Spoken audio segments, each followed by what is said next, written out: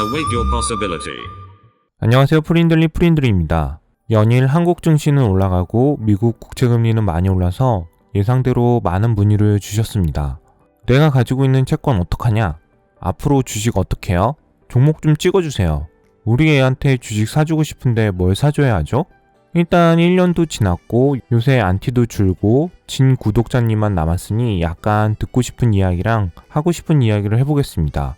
오늘 다 할 수는 없고요. 내가 가지고 있는 채권 지금 어떡하냐라는 질문에 대해서 답을 드리겠습니다. 제가 늘 말씀드리는 것처럼 제가 정답은 아니지만 지금 상황에서 국채금리가 더 올라가는 건 정상적으로 보이진 않습니다. 프린들 기준에서는요. 왜 그럴까요? 영상을 보시기 전에 구독과 좋아요를 눌러주시면 늘 힘이 많이 됩니다. 최근 5년간 기준금리, 예상물가, 10년 국채금리, 하이힐드입니다. 파란색 예상물가부터 보겠습니다. 타겟물가가 2%인데 이미 2%를 넘었죠? 그리고 5년 동안 지금 최고치네요. 물론 민주당이 돈을 더 풀면 물가가 더 올라갈 수 있을 것 같습니다. 근데 현재는 5년 동안 거의 최고치. 여기서 민주당이 생각보다 돈을 안 풀면 큰일 나겠네요. 예상 물가랑 연동되는 것이 10년 국채금리 연두색입니다. 10년 국채금리는 바닥 같은데요. 2018년 거의 3.21을 찍었는데 지금은 1.13%잖아요. 그럼 바닥 아닌가요? 그럼 금리가 더 올라가는 거 아닌가요? 라고 생각할 수 있는데요. 검정색이 기준금리입니다. 3.22%를 찍었을 때 기준금리는 2.2%, 현재 기준금리는 0.09%. 여기서 기준금리를 올리지 않고 10년 국채금리를 더 올릴 수 있을까요? 근데 연준은 기준금리를 안 올린다고 했죠. 그리고 빨간색 하이힐드. 위험한 노민이 빨간색으로 했습니다. 하이힐드도 거의 바닥까지 내려왔죠. 전에 영상에서 하이힐드가 3.38까지 내려오면 조심하라고 말씀을 드렸습니다. 현재는 3.76, 연일 내려가고 있습니다. 참고로 프레드에서 7월 1일자 데이터를 보면 3.78로 나올 겁니다. 다른 사이트에서 최근 데이터를 보면 3.76, 이건 아마 월요일 데이터에 나올 겁니다. 보통 하이힐드가 이렇게 바닥을 찍으면 올라가죠. 하이힐드랑 국채금리는 반대로 움직이고, 여기 보시면 하이힐드가 올라가면 국채금리와 물가는 내려갔습니다. 근데 바닥이 얼마 안 남았어요. 그럼 국채금리가 더 오르면 하이힐드가 위험수준 바닥까지 도달하겠네요. 그리고 제가 대학교 정치경제 때 배운 이론은 Political Business Cycle, 정치적 경기변동.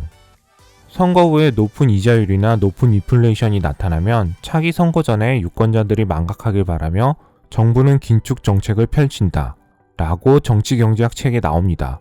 그럼 앞으로 돈을 더 무한히 풀까요?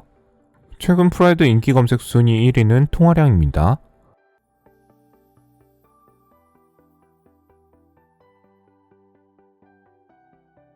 그리고 줄어들고 있습니다.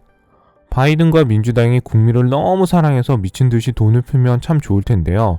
그 이후에 생기는 사이드 이펙트를 고려를 안 할까요? 인플레이션.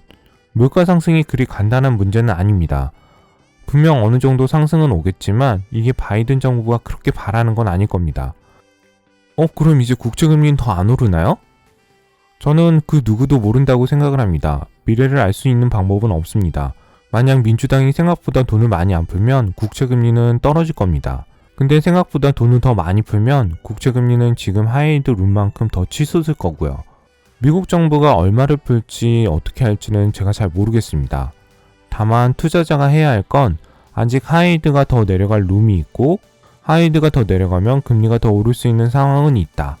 투자자는 내 투자금에서 얼마 정도 금리 하락에 베팅을 할지 아니면 나는 엄청 쫄보 투자라 하이힐드가 저 바닥 찍으면 베팅을 한번 해볼 거야 라고 판단을 해야 합니다. 그리고 만약 채권에 예전에 투자한 분이거나 어제 투자한 분이면 최근 하이힐드 대비 국채금리 변동폭을 계산해서 최대 금리가 얼마까지 빠질 수 있고 그럼 대략 채권 가격이 얼마가 되고 내 ETF 변동폭이 얼마인지 확인을 하셔야 합니다. 그리고 투자자 본인이 내가 어느 정도까지 스탑로스를 안 할지 결정을 해야 하는 거고요. 이게 투자자의 의무 아닐까요? 저는 사실 투자자의 자금이나 투자 비중을 모르는데 제가 버티세요, 손절하세요를 판단하기는 참 어려운 것 같습니다. 근데 저한테 물어보시는 분들 제가 늘 여쭤보는 거 있죠? 혹시 몰빵 하셨나요? 몰빵이 아니면 버틸 수 있는 구간인 것 같습니다 라고 얘기를 드리죠. 이건 비중이 10% 이하면 사실 이 정도 구간은 제 기준에 깨져도 되는 구간이라고 판단을 하는 겁니다. 근데 몰빵을 하셨으면 이야기는 완전히 달라집니다. 최근 거침없는 인플레이션 예상으로 금리는 폭등하고 주식도 사상 최고치입니다. 지금 상황에서 채권금리가 언제 내려갈지 모르는데 여기에 몰빵을 하면 다른 자산, 주식 투자는 못하잖아요. 지금 테슬라는 이틀 연속 7%씩 오르고 삼성전자도 하루에 7% 오르는 시점인데 이런 거 투자 안 하면 기회비용으로 인한 스트레스 오시잖아요. 나는 프린들 믿고 채권 투자했는데 옆에 있는 놈은 삼성전자로 부자 되고 있으면 엄청 스트레스 받습니다. 그렇다고 저렇게 올라가는 테슬라 삼성전자에 몰빵하라는 이야기는 아니고요. 늘 말씀드리지만 저는 40-50%는 ETF에 투자를 하고 나머지 현금에서 10에서 20% 정도는 이런 채권 레버리지나 테슬라에 투자해야 시장이 오를 때 소요를 안 받는다고 판단을 합니다. 이건 프린들 스타일. 그리고 요새 삼성전자 테슬라 오른다고 언제 파냐고 물어보시는데요. 이건 역시 정답은 없지만 오르는 자산은 팔 필요가 없다고 생각합니다. 그렇지만 손해가 나는 건 적절히 손절이 필요하다고 생각을 하고요. 왜 그럴까요? 워렌 버핏의 스승 벤저민 그레이엄의 현명한 투자자에서는 투자는 철저한 분석하에 원금의 안정과 적절히 수익을 보장하는 것이고 이러한 조건은 충족하지 못하는 행위는 투기라고 정의를 했습니다. 투자자라면 어느 자산에 투자를 하셨으면 위험관리를 꼭 하셔야 합니다. 저한테 문의 주는 분이 만약에 채권에 몰빵을 하셨다면 어느 정도 정리가 필요하다고 생각을 합니다. 만약 자산의 10%가 넘지 않았으면 여러가지 상황상 버텨도 될 것 같고요. 그렇지만 빠르게 금리가 떨어질 것 같지는 않습니다. 그럼 투자자는 내가 가진 현금 비중을 조절하면서 몇 %의 채권 투자는 언제까지 가져가자 라고 결정을 하고 투자를 해야 합니다. 몰빵하고 빌린 돈으로 투자하시다 보면 금리가 더 오르면 버티기 힘들잖아요. 아직 채권 금리 더 오를 수 있는 룸도 있고요. 요새 주식파는 진짜 어떤 일이 벌어질지 잘 판단이 안 되긴 합니다. 테슬라는 하루 7%씩 이틀 연속 오르고 삼성전자가 하루에 7% 이상 오르고 코덱스 레버리지는 9% 오르는 시점입니다. 이런 거 본 적 있으세요? 제가 그동안 크게 잃지 않고 적절히 수익이 잘 난 이유는 제가 엄청 똑똑하기보다는 딱 한 가지였습니다. 제 판단과 시장이 맞지 않을 때 저는 투자 비중을 줄였습니다. 시장은 살아있는 생물이고 감히 나 같은 하찮은 존재가 예측을 하면 안 되는 게 국룰입니다. 그리고 시간이 지나서 제가 생각하는 방향과 제가 알고 있는 상황이 오면 비중을 늘리면 되는 거고요. 엄청 간단하고 쉽습니다. 본인이 잘 못하면 비중을 줄이면 됩니다. 지난번에 호랑이 예를 들었는데요. 호랑이 잡으러 호랑이 굴에 들어갔는데 몰빵하는 건 목숨을 거시는 거잖아요. 제가 팔 하나는 내어도 괜찮지만 목숨을 걸 필요가 없다고 말씀드렸습니다. 목숨은 소중하니 꼭 지키시길 바랍니다.